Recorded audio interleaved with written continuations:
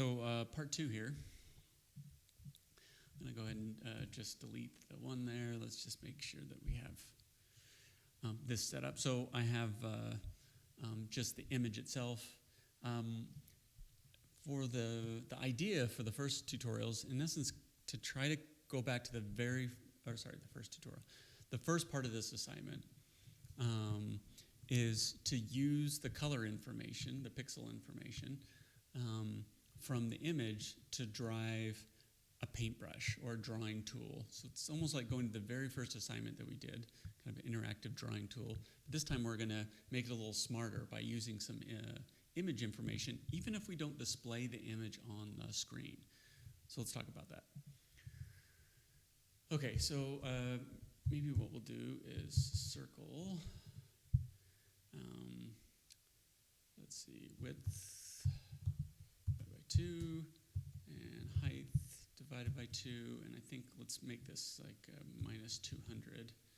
What I'm trying to do here is make sure that it doesn't, when I draw the circle, there it is. It's up here on the forehead as opposed to right on top of Jen's nose there. Okay. So, and obviously it has a fill color in there. You know, if I said 200, it would be some kind of gray. Oops, let's do 100. Okay, so that's fine. What if, though, I want to access the color information that's in the image? So how do I do that? So we're going to start with a variable. So we're going to start with let's see. So we're just, again, it's kind of this empty placeholder. So I'm using C as color. And what I want to get is from the image, I would like to, and it literally is get, dot. So this dot is very important. You can even see how that changed, right? When I put dot there, it turns blue in the color coding here. So I have this object, a variable, which happens to be this object or a class that's this image. And it has these methods next to it. So here's the get. And what we need is an X and a Y coordinate is what it asks for. So where on the screen would I like to get that information about the pixel? So let's just say mouse X and mouse Y. And now instead of 100, let's take the color that we get from my mouse that's directly underneath my mouse, and let's make that the color of the circle. Oops, what did I do here? I typed something wrong. Oh, sorry. Remember I had named it Jen. My bad. Okay.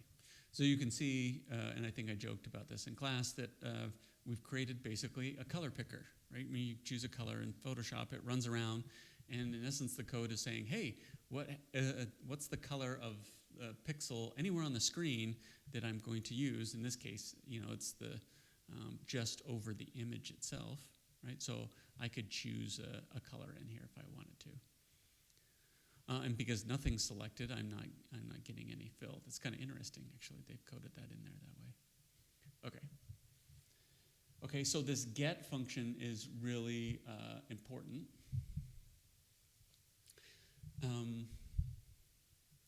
So let's go back to, we'll leave the background there. Let's also put no stroke. I don't want that little edge that's on top of there. All right. And the other thing is I'm going to make this a little bit smaller. I'm going to make my background 0, so it's nice and black. And I'm actually not going to draw the image, right? So remember, so we've loaded the image itself. The image function says, hey, let's draw the image to the screen. If we don't draw it there, it still has loaded the image, and I can get the pixel information from it. And since I've mapped the screen size and the image size to be exactly the same, right? You can still see it's doing that rollover, right? So wherever my mouse is, it's giving me that color. So instead of putting the circle exactly,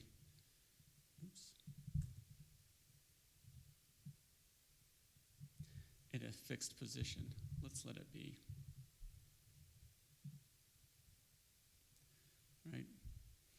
So now I'm drawing into the canvas, and obviously I'm drawing the color that I'm getting is what is from the image, right? So I'm in a very crude kind of brush. I'm painting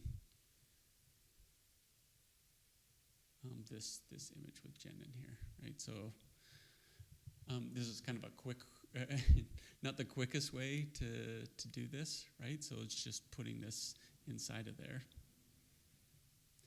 In class, I worked with the idea of how would I, so we can see that we're starting to get there. So right now I'm just using an ellipse, a circle, and I'm just painting inside of here. What other ways might I try to paint this? How could I use different key combinations or mouse press to change the size of the brush? How could I make it bigger or smaller? What other things could I do with that? So if you're trying to create a painting tool, there's lots of options there. All right, let's look at another way maybe to look at this is to automate it. So instead of doing this by hand, what if I created a bunch of, 1,000 points, 5,000 points on the screen, and we just randomly sampled from that location. So once again, we're going to go to our friend, the for loop, and let's just say, in this case, I'm going to say let I equal 0. And I'm choosing I, and this could be anything. It could be, I could make this Q. I could choose any variable name I would want. I'm just going to call this I, because it's kind of a standard convention of like let index.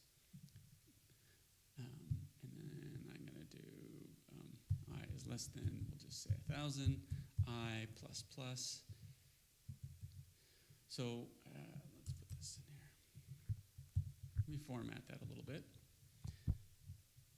Okay, so what I want to do is draw 1,000 circles randomly on the screen.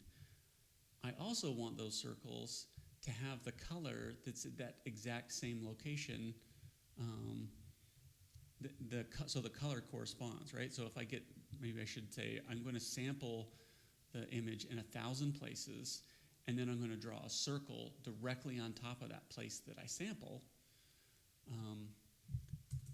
And I could just put random in here, right? I could say random width.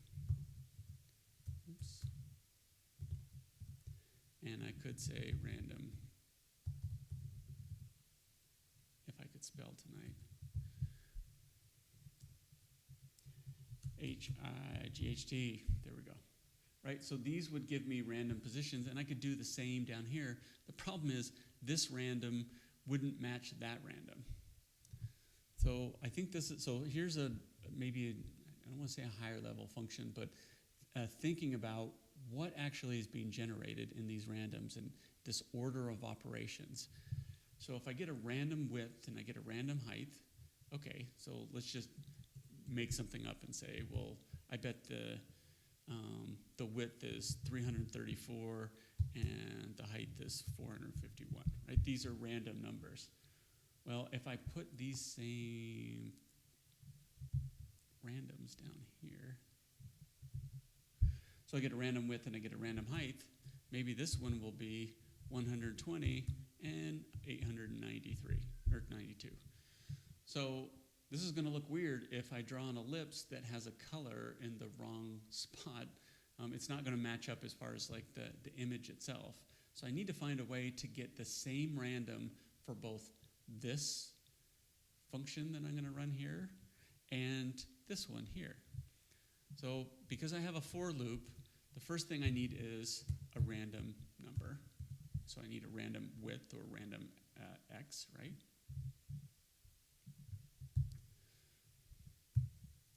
And I'm just going to copy and paste this. And this one is height. Look at that, I could spell this time. So now I've established that x equals this random number and y equals this random number. So let's just put that here. So those are now established, and just using this pseudocode in here. there. I'm going to put y. And I'm going to do the same thing down here, right? This is going to be x, and this is going to be y. And again, I'm using x and y just because they're the logical names for these variables, because I need an x and y coordinate.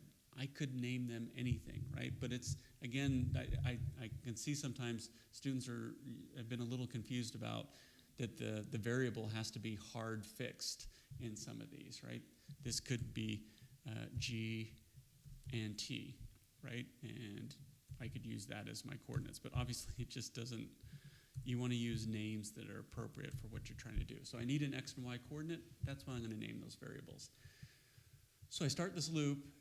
It does the first one, I equals 0. It's still less than 1,000. Okay, let's do this command. So let's generate an x and a y, random numbers. I'm going to pretend that they give me 334 and 451. And that's where I'm going to get that pixel information. I say, that's fine. Okay, I have some new color that comes from that location. Now I want to draw a circle directly on top of that. Well, because I created a variable here, x and y, they're still 334 and 451. So I'll go ahead and put that in there, right? It's not generating a new random. So now I've sampled a spot on the canvas, and I put an ellipse on top, or a circle on top of it, and it has that corresponding color. And then I'll go back up to the top and say, well, that was good. Now I is going to equal 1. It's still less than 1,000. Give me a new random x and y. Let's get that coordinate, and whatever those numbers end up being here, they will be the same down here, so they will now correspond with each other. So let's just go see what we get. Right? So obviously it looks a little bit weird, but it's each frame, it's coming up with a new solution. It's a new set. So if there's say there's a point right here, it figures out the very first frame. The second frame, maybe it figures that out over there. But at least every time it goes through, you can see that the location of the circle and the color information that's being grabbed from the image, the hidden image, correspond with each other. Right? And obviously we can go back and say random seed.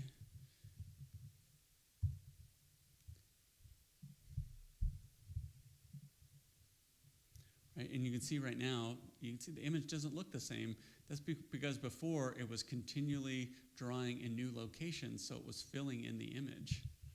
So let's go back here. Instead of 1,000, let's say 5,000. Right, there's that image. It's a lot closer. Maybe it needs to be a little bit more. Let's try 7,000. Right, and every time I do this, so this is the last little thing I'll include in the tutorial. So you can see these little collection of circles are exactly the same every time I refresh. Okay. If I go back, and let's just make the random seed 1, it can be any different number. You can see that cluster is not the same, right? There's not that little blue dot that's there. I now have, let's look at these. There's two little grayish dots next to these right here. If I refresh that, look at that, exactly the same. Keep those in mind. So if I went back and said, well, I don't know, the random seed is 5. So that number is what's starting the generation. So those aren't there the way that they were before. I now get a different cluster down here.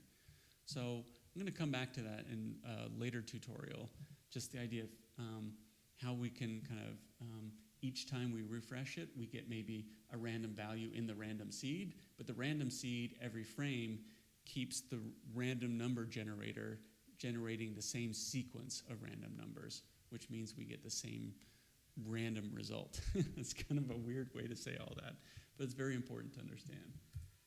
Okay, so again, this is just an example. I just put a bunch of dots on there. There's lots of different things that we could do. Oh, the last thing I think I need to mention here is that another function we didn't really talk about. In fact, where are we at? Now we're going to fit this in here. So I'm going to go back to C. Oh, in fact, you know what? I'm going to create a different one. Let's let R, so I'm going to use this for radius, with the idea that I want to change the size of the circle. So right now, they're always 25 pixels. And I can't remember on circle if it's diameter or radius, so my apologies. But probably diameter. But so I'll just let that be R. And I'm going to let this be equal to whatever the brightness of that color. So we get the random X and Y. We go down and we get the pixel information, which translates to color in this instance, from that space. And then there's also, we convert whatever the RGB values are to the brightness. And brightness goes from 0 to 100. So this isn't going to be perfect. In fact, well, let's just do this. Put that in there. And what you're going to see is, these are too big. These definitely get smaller down here. So, maybe what we want to do is multiply this. Oops. So if this gives a value between 0 and 100, I could multiply it by, say, 33%. Right? So now you can see the size is a little more manageable, but they're also smaller where it's darker. This is why I made the background kind of black, and larger where there's more brightness. The last way to do that would be this one last function, map. So map says take a value, and this is going to be pseudocode for a second, and give me the old low and the old high, and give what's going to be the new low and the new high. So we're going to get, we want to map whatever that value is, right? So this is going to be where we're going to put the brightness. In fact, let's just do that. Oops, brightness. The brightness. So the brightness, right? So the first thing is we're going to get whatever this brightness, whatever this value is, right? So the brightness of C, and that would be some number between 0 and 100, just depends on what random place it selects. And we know that it returns from 0 to 100, so the old low value would be 100 or 0, and the old high would be 100. So what we're doing is just setting up a range, and it's kind of like percentage. Think of it this way. If I say the value is 50 for this value, and the most, in fact, we'll say X. So X equals 50. The most that it could be is 0, the least that it could be is 0, and the most that it could be is 100. And then what I want to do is shrink that. So if I said, well, now I want this to be between 0, so that's the new low, and I'll just keep it at 0 for now. And if I say, well, the new high is 50, that would, in essence, take if the brightness was 50 between 0 and 100, it would now be 25, which would be half the distance, 50% between 0 and 50. But we can change this all kinds of ways. Right? We can say, I want to map these values between 10 and 35. Right? So now these don't get quite as small.